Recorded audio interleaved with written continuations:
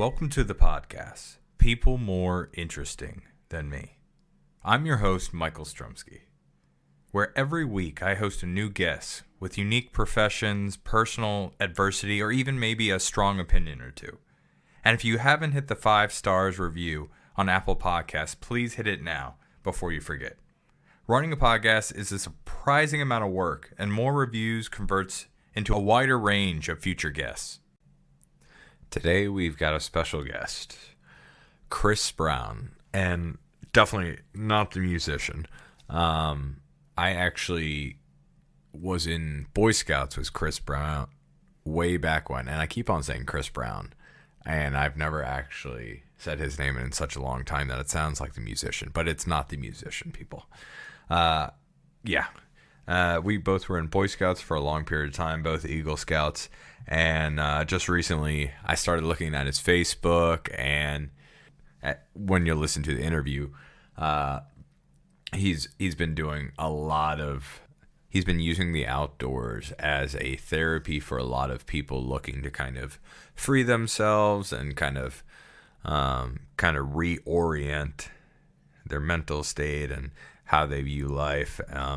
And with that, he's the visionary founder of LifeWays, which is in Colorado, an organization kind of dedicated to celebrating the unique life paths of their students through a blend of nature-based mentorship, wilderness adventure, rites of passage, and mindful practices. We talk about a lot of good stuff. We talk about what kind of the practice, like what kind of techniques they use when they go out on the trips, about a lot of traps that people fall into, and how to kind of reorient ourselves. So yeah, that's the episode, and I hope you guys enjoy it because it's a good one. I don't know what you call those. What do you call it when there's two mountain ranges like so close together and they come in between that, right? Or they... Yeah, right. They pass through a saddle, or I mean, it's a gorgeous picturesque environment for the train to pass through. It runs along the Animas River basin the whole way. You know, people from all over the country just come to Durango to ride the train, which is pretty funny because, you know, there's so much else to do in Durango. It's a really special place. It's where the desert meets the mountains. It's the southern terminus of the San Juans. It's really beautiful. I like that. Where the desert. Wait, what did you say? That sounds where like the desert. Yeah, where the desert meets the mountains. Oh, that's good. Is that what it says? Like when you drive in? That sounds really cool, though. When the desert meets the mountains. I mean, I don't think that's on their billboard, but it certainly is a huge part for the local community to connect to. I mean, in terms of outdoor adventure and recreation, and you know what the LifeWays project is setting out to do, it's an ideal place to help people connect to the natural world. You know, there's something to do every single part of the year. And, you know, you're not that far from Utah, New Mexico, Arizona. We're right in the Four Corners region. So, it's a special place. It's a special place. That's awesome. Now, I'm probably going to title that the episode if I try to remember that. And that's the crazy thing. I went to Albuquerque a little while back for work. And I went up to, I don't even remember the name. Like you've probably been there, but I went up to the top of the mountain and took the gondola, I think it was. And like I saw like snow, like ski equipment. I'm like, there's no way that they have like snowboarding and skiing up here. And there is. It just baffled me. Like you think of like New Mexico and you think of or I think of it stupidly as like super hot, and you never think like, hey, there could be like snow up here. But I guess wherever there's a range or like altitude, there's always snow. Yep. Yeah. I mean, people forget, may not even know, but Santa Fe, New Mexico is the highest state capital in the U.S. Really? Which is pretty remarkable. Yeah. It's over 7,000 feet. Yeah. Question. Do you know where the highest national park is? Oh, let's see. In the lower 48? I mean, I bet Denali National Park is pretty high, right? I don't know. I don't know. What's the answer? The only reason I say that is because I know the answer. It's Rocky Mountain. The that makes sense. Yeah, we just went there maybe like 2 months ago, and Oh, great. You know how like you think the altitude won't affect you? Like you get off the plane Totally. like in Denver and you're like, oh, it's complete, which it was completely fine. It wasn't like the first time. And we had been to Peru too and done like the Oh, wow. I was gonna say Appalachian Trail. We did the Emperor's New Groove. I can't remember the trail name. Uh but so we were at Rocky Mountain and we like drove all the way up, and it was like baffling because like I stay in somewhat shape because I have to because medical stuff. And I was just walking and it was out of breath. It was just like Sure. it's just so funny that the ecosystem can do that to your body. Like even though you're not acclimated to it, it's just funny. Okay, Yeah. Yeah. we're off topics, but how about you? What are you working on currently in the Durango? In the Durango. Yeah, I am. Well, let's see. I guess I'll start with this. I've been at the intersection of the mental health and wellness industry and outdoor recreation and wilderness therapy for the last, yeah, 8 to 10 years. And right now, what that looks like for me is I'm a program manager, program coordinator for La Plata Youth Services, a local nonprofit doing social work and case management and clinical therapy for students in downtown Durango, um, for marginalized and at-risk youth, from elementary all the way up to high school. And then I started the LifeWays project, um, because, well, one, I received some grant money to really serve local youth to get them outside and to reduce barriers to accessing outdoor space. And um, something that I'm really passionate about in that process is also helping people start to begin a healing journey, a transformative journey for themselves and their communities without necessarily calling that therapy. And I think the mentorship model is really, really helpful, especially for male identifying humans. I mean, there's so much stigma about feeling and how to communicate your emotional experience as a man and what does it mean to be a man, and so the mentorship framework and model I think does a great job of yeah, reducing barriers to accessing the outdoor space and also the heart space. And so um yeah, the Lifeways project is born out of that vision.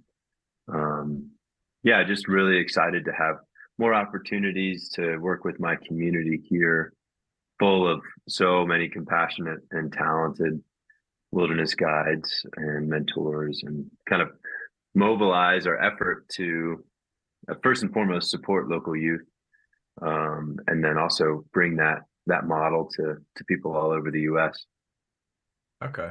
And through my research, I didn't mention this obviously because it didn't come to mind, even though I don't know why it didn't come to mind. Uh, I looked through your website, your biography, all the details, and what do you think I didn't find? Like do you want to guess? I don't think I mentioned being a Boy Scout on there or being an Eagle You mean Scout. Eagle Scout? Like when Yeah, like I yeah. read through all your credentials, and That's so obviously funny. it is amazing. It is amazing that you've done like 8 years, and what was the range? It was like 8 to like 75-year-old people that you've kind of counseled and stuff like that. And Yeah. I get to the very end and I don't see anything like if anything, this is like one of the one jobs where it's just like, oh, okay, that applies. Yeah, Like, and I was like, it totally. baffled me. He didn't say That, anything about being an Eagle Scout. that's good feedback. I mean, honestly, man, like I've that was being a scout was what really gave me the gumption to trust when the opportunities presented themselves to be in the outdoor industry, to say yes to them. I without scouting, I wouldn't have had the context to know, what does this world even look like? What does it even feel like to engage in the outdoor space? And so, yeah, I mean, I think of folks in our community growing up that were huge influences. I mean, Mr. McGovern and Mr. Patterson and folks like that, mentors, truly, embracing the space. So yeah, I appreciate that. I'll have to add that to the site. Yeah. And Just thinking about that, and I was even thinking about it on my ride home. Like, I don't think I appreciated it enough. I You probably didn't feel this way, but like, the weekends, like, I don't know if you ever had like FOMO, like you were, I don't know, we were going like cold weather camping or going biking on the C&O Canal. And when I look at it now, like some of those were like some of the best trips. And I just remember being on the trip sometimes and just like missing home because somebody's birthday or like, I mean, A, B, C, D, some type of thing.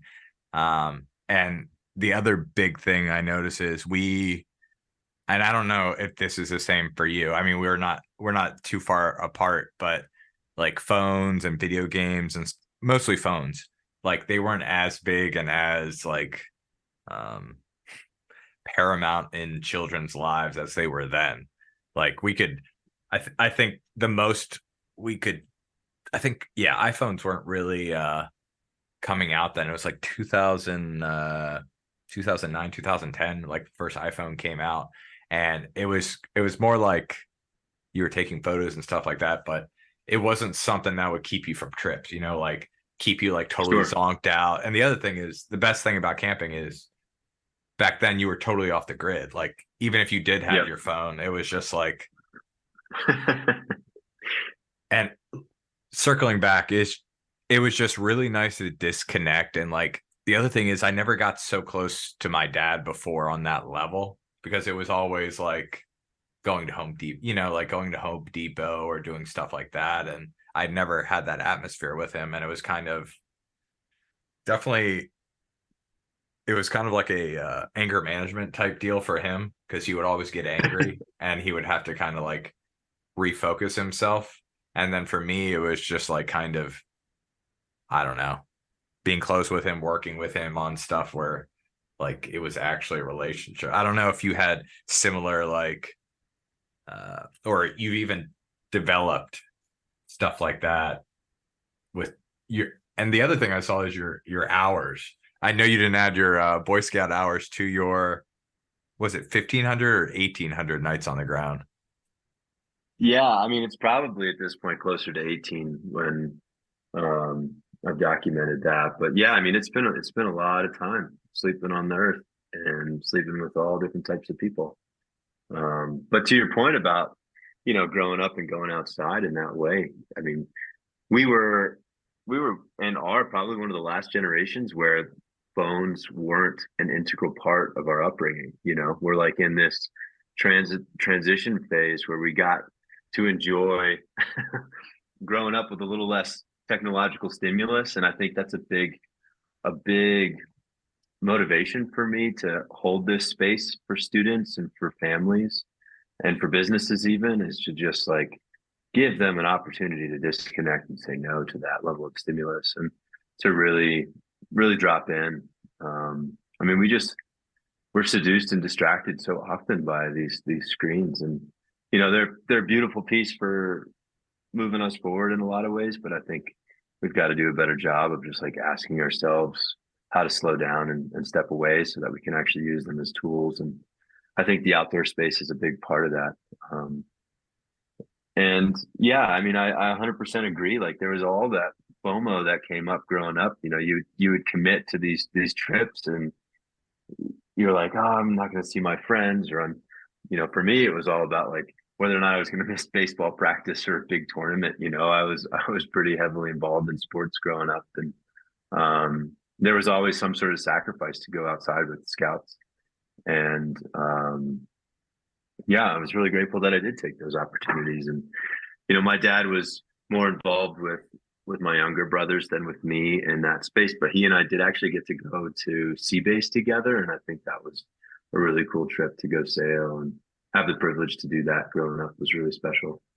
Um, and yeah, I mean, I think I took a lot of risk after undergrad to pursue sort of like an alternative lifestyle, to live out of the country for a couple of years and live down in South America and work for a small company and learn, how to speak some Spanish and translate. And learn the ins and outs of the outdoor industry and kind of cut my teeth down there. And then, um, being down there, sleeping in a tent for 6 to 8 months at a time was a lot. But that really set me on this journey of like honing in on that intersection between, yeah, mental health and wellness, outdoor space, education. And I haven't really strayed from that. It feels like that's where my calling is. And it feels like for me, this dynamic right now is, it's so important to figure out how we hold space and what our relationship is to space, both internally and externally, instead of our relationship to time. We're just so caught up with the scarcity of time, and time is money, time is this opportunity cost. What am I giving up to do these things, and where am I going to be in 5 to 10 years? It's all about time. It's like this big fear-based scarcity thing. And for me, I think leaning into the outdoor world, it's all about space, like celebrating the space that you're in, space that you're sharing with other individuals, with the creatures, with the seasons, and just really deepening connection to also a sense of place. I think that's a big part of why I've landed here in Durango, and just so captivated by the beauty here, and the energy of this landscape. But yeah, that's kind of what's really kept me on this path, is like really leaning into the meaning of space more than how we spend our time. Okay. And I have a friend. I think he listens to this podcast. Maybe he doesn't. In college, I think he started working, or maybe it was after college, but working for Outward Bound, which I became more Cool. familiar with. And I saw like your post on Facebook, and that's what kind of draw drew me to you and to see if we could do the interview. And I wanted to ask you, what would you say? And I know that's usually for troubled use. And I saw on a post or something that you had that you were trying to do this differently. This wasn't that. What set you apart to those that try to take, like these are the people you saw on, I don't know what the equivalency is today, but like, Jerry Springer, where they take these kids to like the jail and they're like, we're going to scare you straight.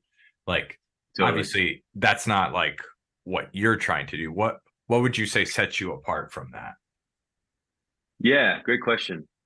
So I think if we look at the outdoor, like kind of wellness industry as a whole, Outward Bound and the National Outdoor Leadership School, or NOLS, those two were sort of the organizations that set us on this path for working with young people in the wilderness. And um, you know, I think the biggest thing that those two organizations focus on is the hard skills, like teaching someone how to sail, teaching someone how to rock climb, teaching someone how to do some expeditionary trips and learning, and doing that for course credit and having these big expeditions. And so there isn't a lot of focus in the outdoor industry to really teach the social emotional skills to integrate those experiences into everybody's waking life. You know, Similar to the metaphor of like, you can't stay on the summit, right? You got to come back down. You can't live at 14,000 feet and hang out at the top of longs all day.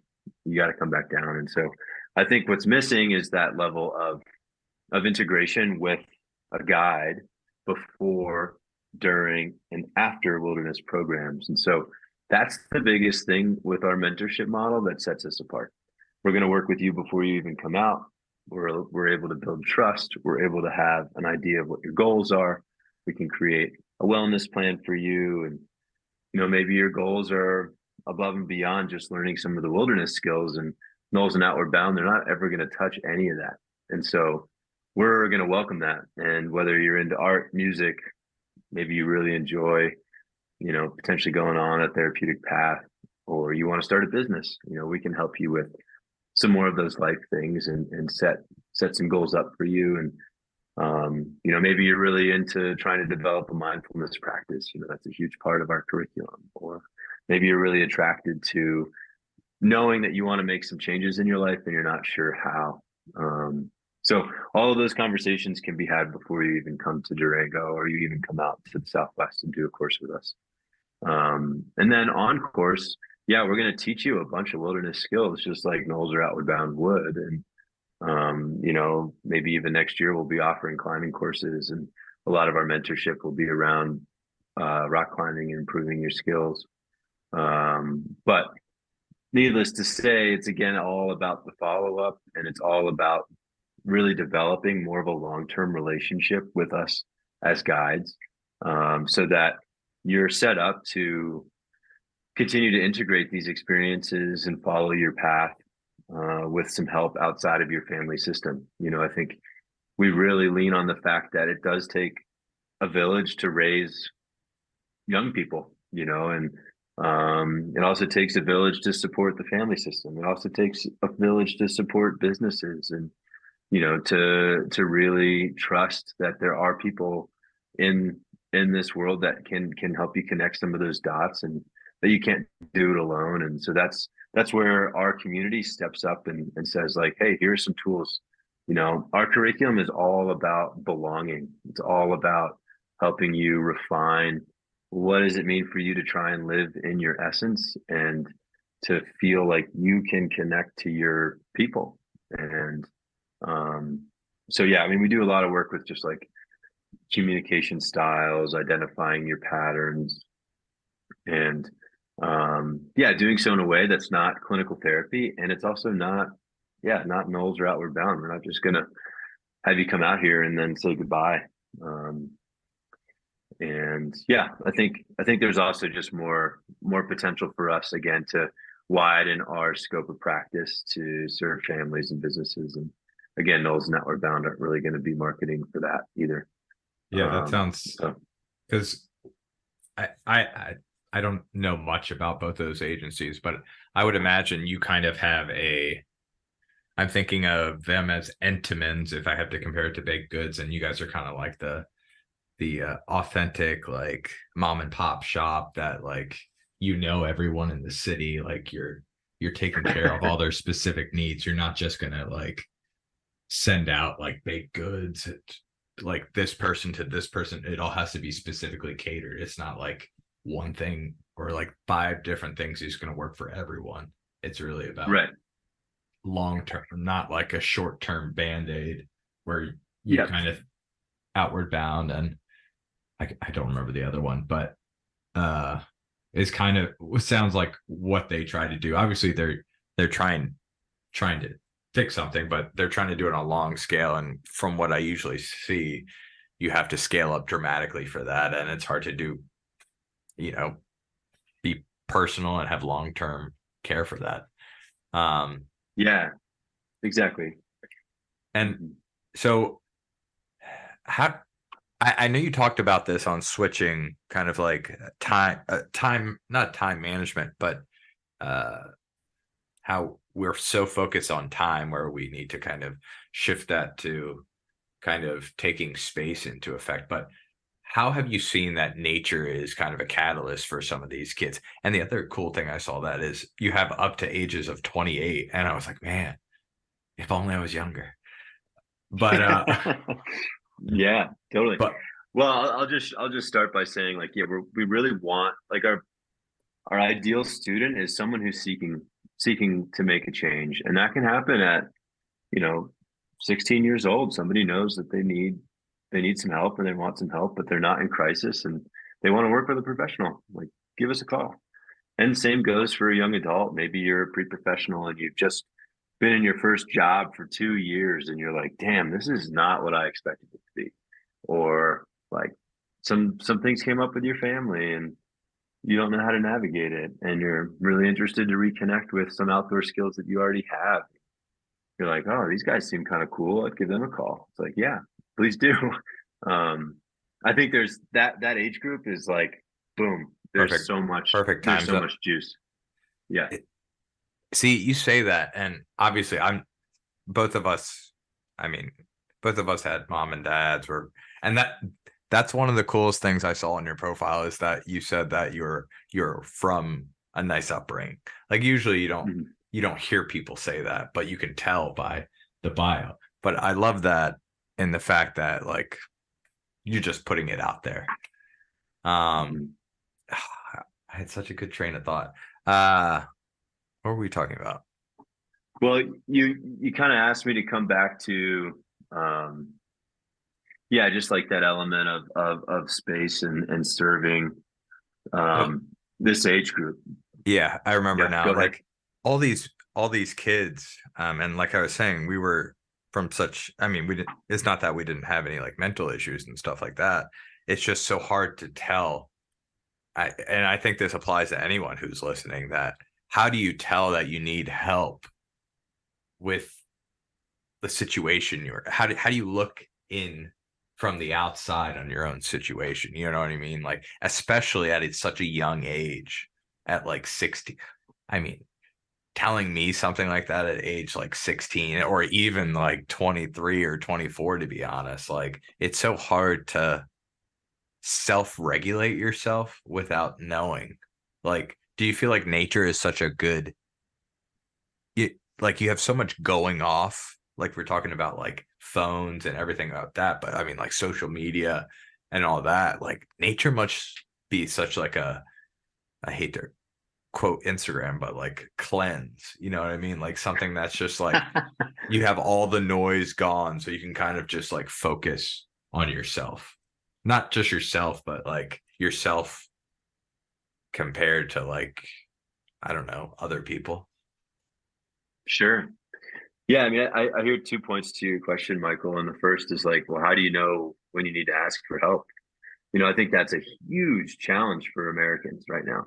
And I think like what we're running into in just like marketing this project and in our company is that, as a preventative early stage intervention program and not clinical therapy, it's hard for people to say, yeah, like I do need that. I think that's a big challenge for us. I think that that's a big part of like destigmatizing this narrative of it's not a good thing to ask for help. I need to lone wolf my way through this. I can do this by myself. And um, I think we're in a position to shift that narrative, and that's our hope, and to be of service to that because a lot of healing can happen before someone's in crisis. You don't need to be in crisis to ask for help.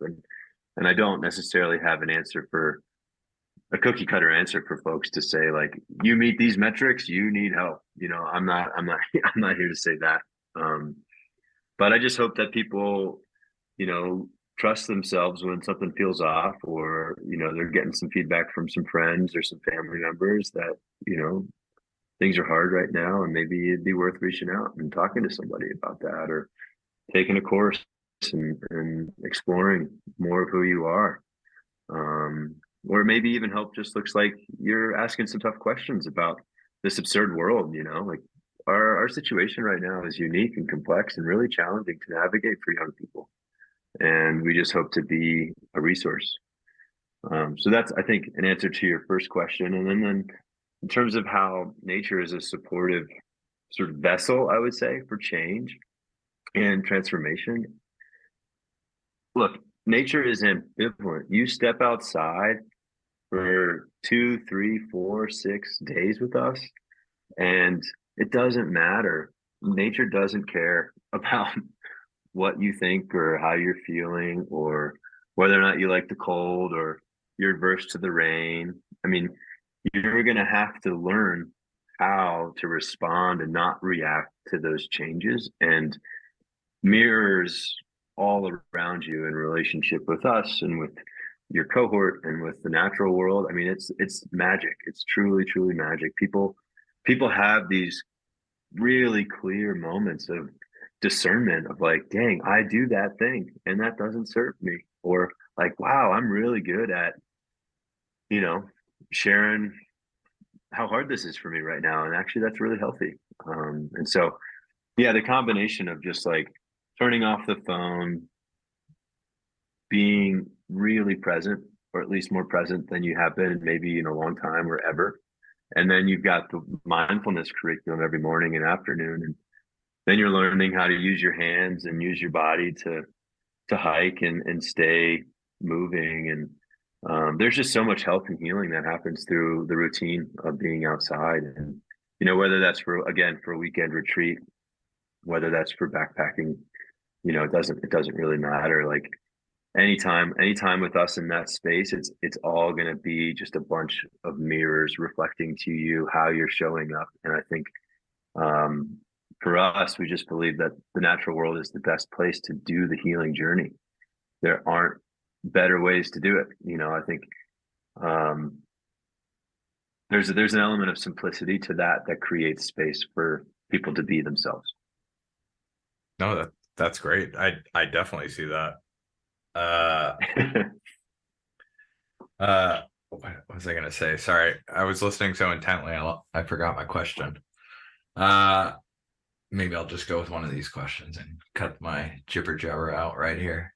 What I was gonna say, and you kind of said not to say that, but you mentioned like mindfulness sessions and stuff like that. I was gonna ask you, can you give me some examples kind of techniques? But obviously all these techniques don't work on everyone, but what are some I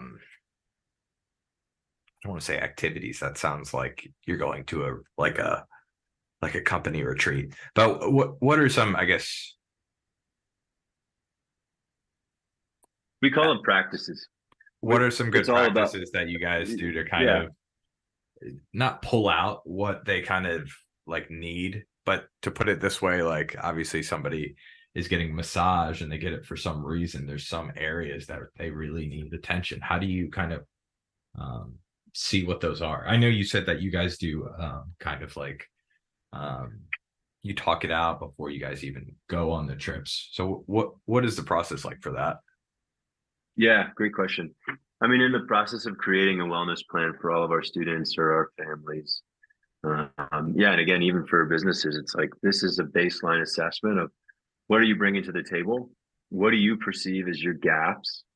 And what do you want to learn? How do you want to grow? And so within that framework, we're able to say, here's your past, here's maybe some things that would be helpful for you. And, maybe progressive muscle relaxation as a technique for regulation is helpful for one person. And, butterfly tapping or 5 4 3 2 1 is little mindfulness exercises are helpful for another. And but everybody will learn how to sit and practice mindfulness meditation, which is basically labeling your experience, your senses, whatever comes into experience as it is.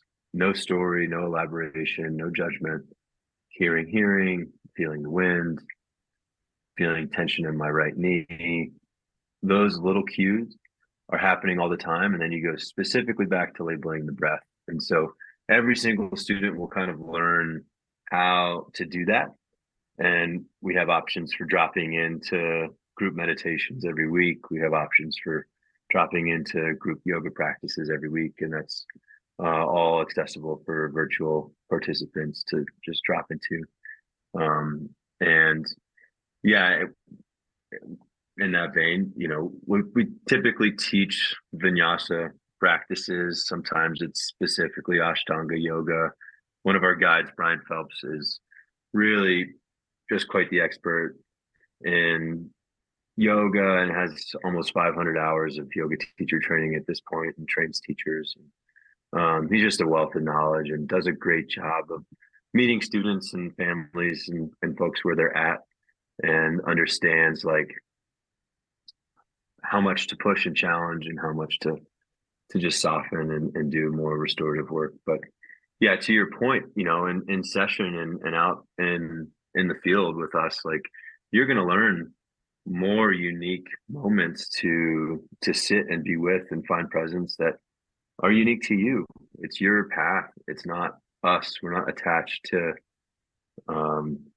checking boxes for our curriculum. We want to be able to sit down and listen and feel with you like what it is you're really struggling with, or how well you're succeeding at certain things. And um, I think for a lot of people, just the art of making a fire is a meditative experience, or the art of waking up and sharing mate, or making your oats, or cooking a meal over the fire. Those are all moments as well that line up for us as just constellations of, again, doing more with space than what we just do with time, and letting people soften into their strengths. So um, really a lot of what we're trying to support in even mindfulness work is how quickly can we slow down together to regulate what I call our collective nervous system. So if I'm having a hard time, you're probably going to feel that in our meditation space. And so can I healthily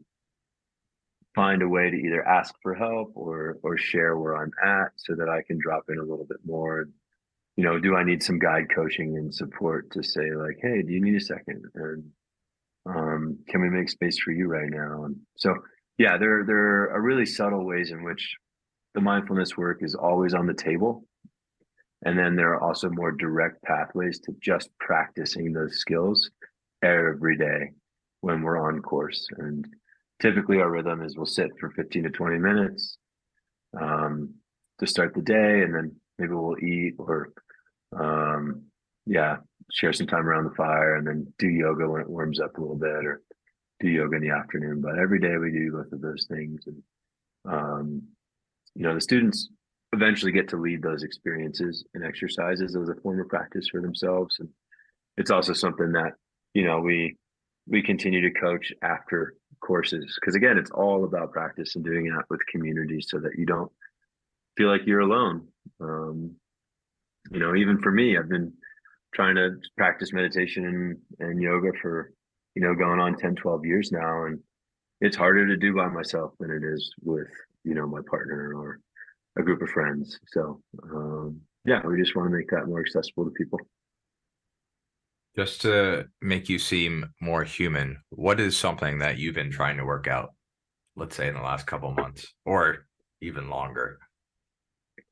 Yeah, I mean, great question. Like, man, so much of my work is just like letting go of control. Like I I'm a pretty driven person, and I've kind of been balancing this tightrope of like not putting too much on my plate. And when time becomes scarce for me, I grasp for control. I want to make sure that my ducks are in a row, and um, I push people away in that, and I don't take care of myself. And um, I stop exercising for a couple of days, or I miss a couple of days with my yoga and meditation practice, or it all kind of bleeds into one thing after the next. And right now I've got I'm finishing up my master's in social work degree at Colorado State University. I've launched the LifeWays business, and I also have a full-time job for a nonprofit here in town. So those are some pretty big buckets. And when I grasp for control, it makes it harder to stay in connection with other people. And I don't want that. I don't want to push other people away. And yeah, just something that I've been tracking and tending to, and trying to um, be humble about. Like, we all have something that we're working on, and I'm not above that. And I don't think any of us within the LifeWays community are trying to be gurus or people that we're not. Like, we don't have all the answers. We just know that some of these things work, and the combination thereof, I think, is like really exciting. And yeah, we just want to bring that enthusiasm to support others, while we're also trying to walk our own path and make sense of just pretty absurd, Makes sense. world, Yeah. Yeah. So I usually say like 5 years down the line, just like one of those cliche I don't know, job interviews. But what do you see? I don't know a good way to phrase this, but down the line, where do you see what's your vision? Like, where do you see this as a self-sustaining business? Do you see like crews going out, like 20 people groups, kind of like what we like another reflection back on to like our experience with Boy Scouts, because I actually never talk about Boy Scouts whatsoever. But like when you think about the logistics that all these adults did, and then the kids would just go and like all Yeah. this food, like I do a bike ride every year for my birthday, and the logistics of like getting the bikes to point A and then picking the bikes up from point like B is just like I don't know why I do it, because you don't want to be stressed out on your birthday about like 10 or 15 bikes and how to get them like 15 miles back to like where they need to be. Um it like where do you like large trips? Do you want to like how do you want this to flourish? Mhm. That's what I'm going to put on it. Yeah, totally. I mean, here's the deal. I mean, we've been really blessed, so fortunately, to balance this combination of nonprofit partnership with local, I mean, large nonprofits in our community, and we're serving those students, and we hope to continue to do that. And that's a huge part of our ethos is giving back and serving this marginalized group that typically never has access to these services. I mean, that I hope continues forever. I mean, maybe that idea stays around longer than I do. That would be the dream.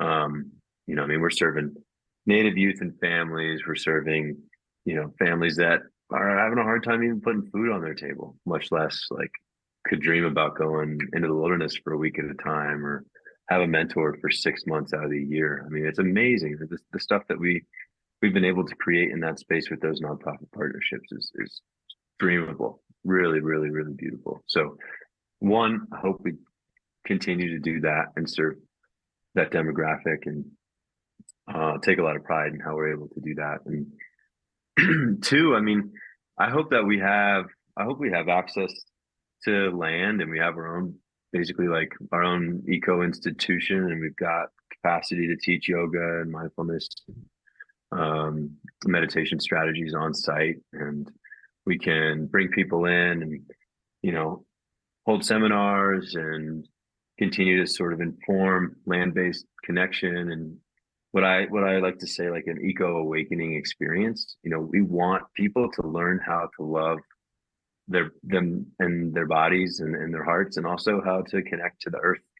I think we believe that like if we don't have any connection to our planet, we're all gonna suffer. We're gonna have a really hard time in this phase of needing to adapt and listen. And so I think having a community center that allows us to do that would be really special. And then obviously we would run trips and courses from that locale and that space. And in doing so, I think really what we're hoping to support is serving students across all genders. Right now we're focusing only with male identifying students based on how we identify and also just where our capacity is at, but we hope to open that up. And then continuing to serve that 16 to 28-year-old space while also then working with the family systems and running family retreats. And perhaps that does become a little bit more like clinical therapy, and doing some intense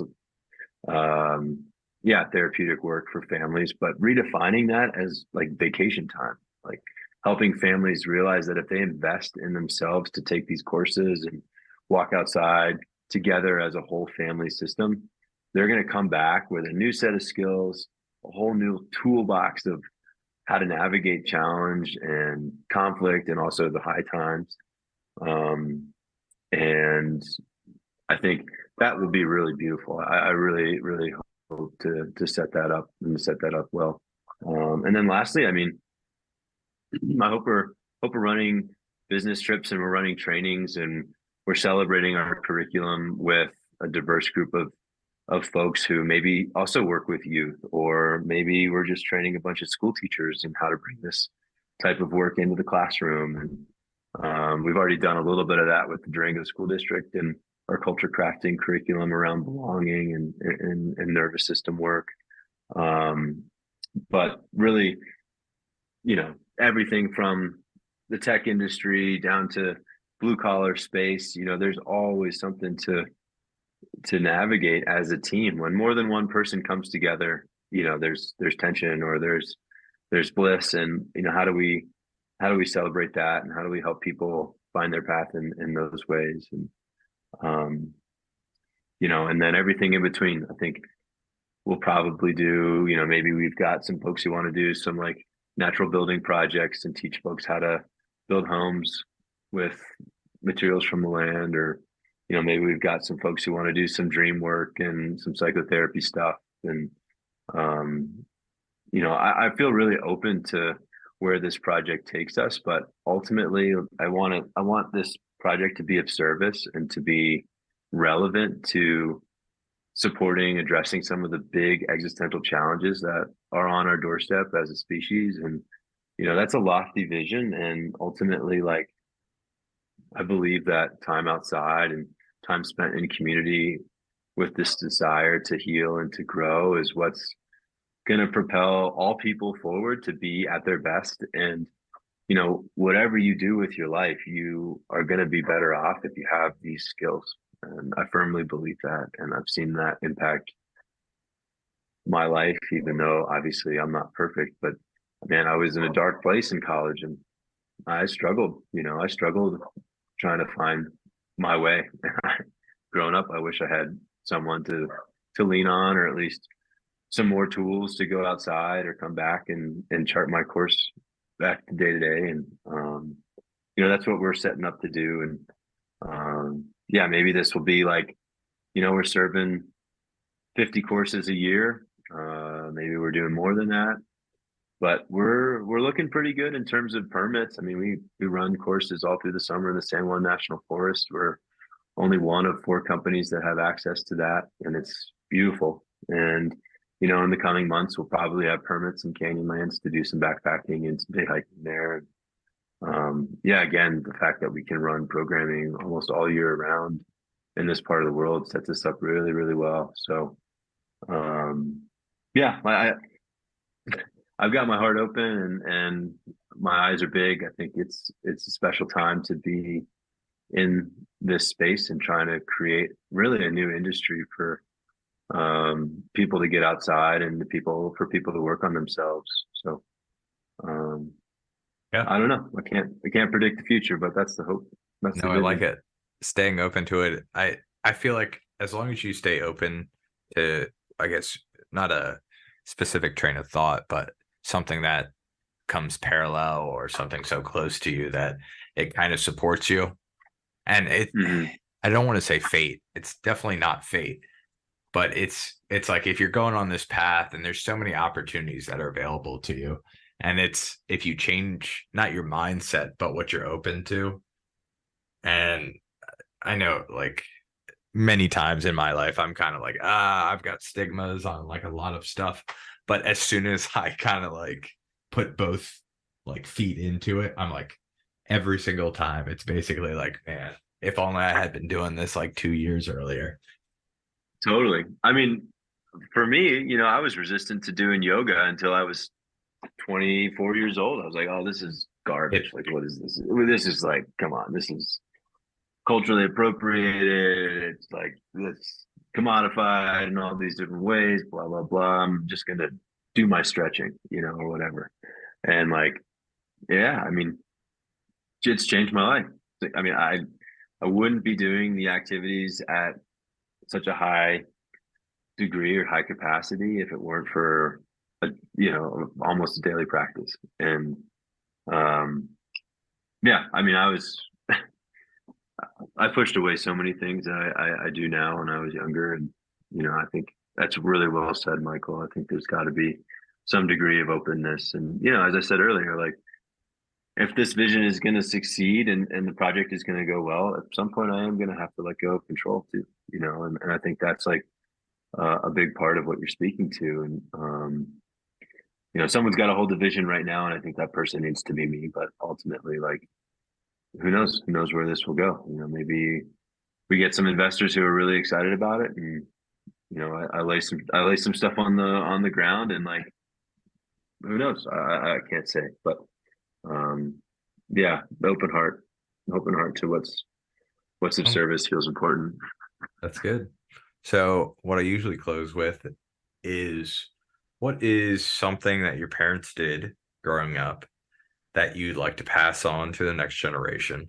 And second part of the question is, what is something new or different you'd want to try? Yeah, I mean, I love this question. I also just feel so fortunate to have had the upbringing that I've had, and just feel so grateful for my folks. I mean, they just taught me so much about discipline and honoring your commitments. And like, you say you're going to do something, you should do it. And um, I think there was a lot growing up where we had a lot on our plate, and we were playing sports and doing school and doing music and doing scouts. And but every single time, my mom and dad would make sure that we were in a place to actually commit to those things. And I think that that's something that I still take with me today, is like, um, you gotta follow through and honor your word, and do your best. And yeah, I'm really grateful for how they shared that with us growing up. Um, No, I like and that. something I would say, yeah, I'd say like something that I do differently is, you know, in the same breath, like, my parents, um, I think growing up, there wasn't a lot of time and space for like sharing our emotional experience. And, culturally at the time, I don't think that was what was being taught or what was viewed as important. And I do think that that's something that, for my path has been so helpful. And obviously I'm biased. Like, this is what I do for a living. And, um, if I am to have kids, or if I am to support families, even if I don't have a child of my own, I think that's like a huge piece, is can families learn how to slow down to actually recognize what everybody is feeling, or what one individual seems to be feeling, or at least stay curious about that process for someone else in the family unit. And can that be genuine? Can families truly do that routinely and genuinely to support whatever's coming up, and to be okay with it, and to not take it personally if your son, daughter, child is feeling a certain way? It's not a reflection of the parent. And I think that's a huge piece for folks to consider. And I hope, yeah, to either share that with a family of my own, or with other families going forward. No, that's definitely good because I think when I started having kids, I had a fear that I was gonna have like anger, like my parents kind of had, like you're afraid you're I mean everyone's afraid that they're gonna get the negative qualities of their parents. Mm-hmm. And luckily, I don't know, like when my kid has meltdowns, or like it's a horrible situation, I tell him to take breaths and like count and stuff like that. And that's one thing I'm actually impressed with my parenting. I'm not saying I'm like an amazing father or anything, but I'm proud of myself for that one thing about just patience and like, I don't know, just cooling off. And I don't know about anything else, but that that part I like. Yeah, that's a great example. I think that's beautiful. And yeah, I think that you're only able to do that if you realize that someone else's behavior is actually not about you. It's not necessarily something that you need to take personally when your son's feeling that way. And um, yeah, I just hope that, yeah, people understand that we all need to practice that. Like, there's in any relationship, there's always this moment where it's like, damn, is that about me? And like, what do I do with that, right? And Yeah. yeah, again, I think, yeah, again, I'm biased. I think the best place to do that is outside, and to lean into taking a course, and Um, yeah, celebrating like all that this world has to offer. It's freaking magic. It's really special to be here at all. So yeah. So obviously we promoted LifeWays so much. Is there anything else you want to promote? I mean, you could say anything coming up with LifeWays, anything, events, stuff like that. Yeah. Yeah. Thanks for asking. We are running a mentor treat weekend in the Southwest, November 3rd to the 5th. We still do have some spots open, and that weekend does include mentorship before and after with a guide, and you get to go on our website and choose who you want to work with. But anyone from anywhere in the U.S. can attend. You just got to get here, and even if you don't want to come on the course, you can still access our curriculum and work with us individually from anywhere through our virtual portal. And but yeah, that's our Wild Heart Warrior weekend, and we're really excited. I think it'll be a beautiful, beautiful course and 3 full days of work. Um, so yeah, give me a shout if you have any questions. That's great. Thank you very much for doing the interview. I appreciate it. Yeah, thank you, Michael. Thanks for having me on. Yeah, no problem. If you like this week's episode of People More Interesting Than Me, please follow me on Apple Podcasts so you won't miss out on more episodes like these.